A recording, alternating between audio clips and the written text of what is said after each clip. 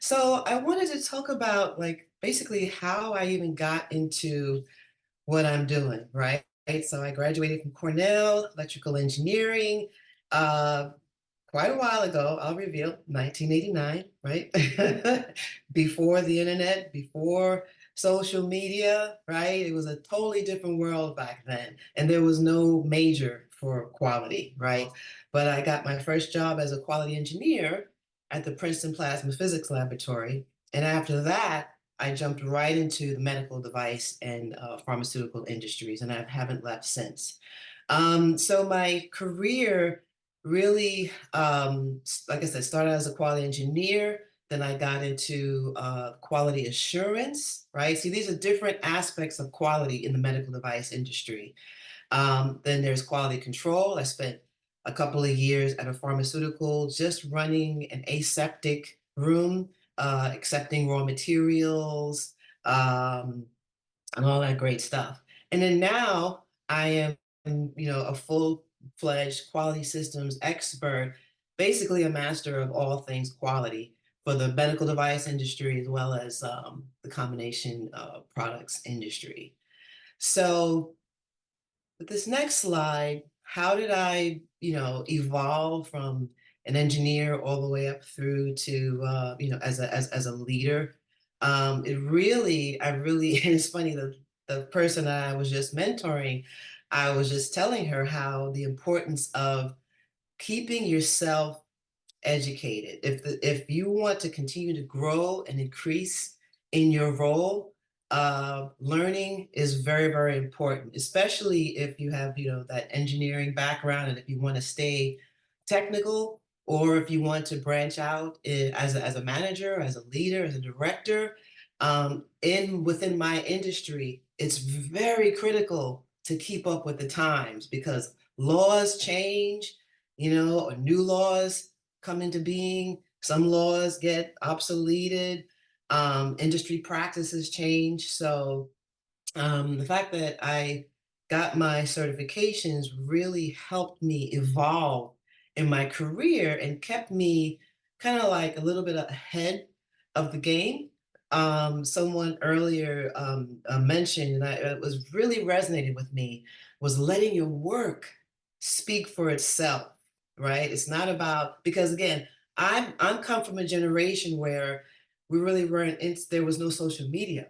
So it was really about what can I do? What kind of impact can I make?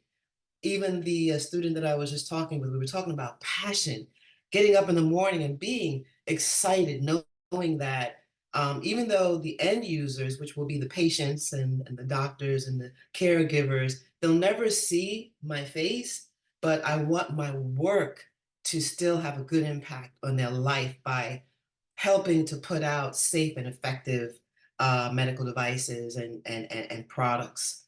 So yeah, so I was always learning, right, for the first 10 years of my career.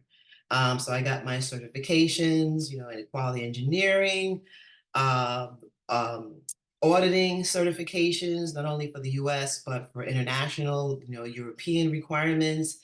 I spent a few years, doing the quality control, learning about laboratory practices, and then now I'm full-fledged in all, the regulatory awareness on how to design, develop, manufacture, deploy, and maintain a medical device, the full life cycle process. So I was going to say something else, but it left my mind. But the main thing is that, oh, I know what I was going to say. So, I spend a lot of time learning and gaining knowledge and applying those principles. And then at a certain point in my career, there was an inflection point, and now I'm the one giving the training. I'm going to conferences. I'm the one that's the speaker. So there's just a certain, a nice flow that I'm really happy with that happened in my career. And I couldn't see all of this when I graduated from college, I was just taking one step at a time. With this next slide, challenges and wins. Well, yes, being the only African American woman in a good old boys environment has had been very difficult for me, but it it gave me a lot of thick skin, and it really made me very resilient, right? So nevertheless, I continued to rise despite, because there will always be challenges. All of our challenges may be different, but we're all are going to have challenges. But the important thing is to stay positive and believe in yourself. Keep that passion. So despite whatever barriers that I experienced, it didn't hold me back from growing in my career. So the advice that I have, along with the wonderful advice that everyone else gave earlier, was to staying very focused and having a good support system.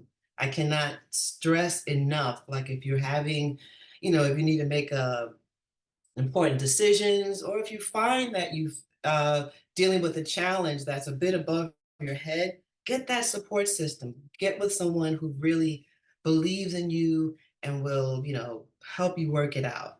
Don't ever feel that you're alone if you're facing a challenge.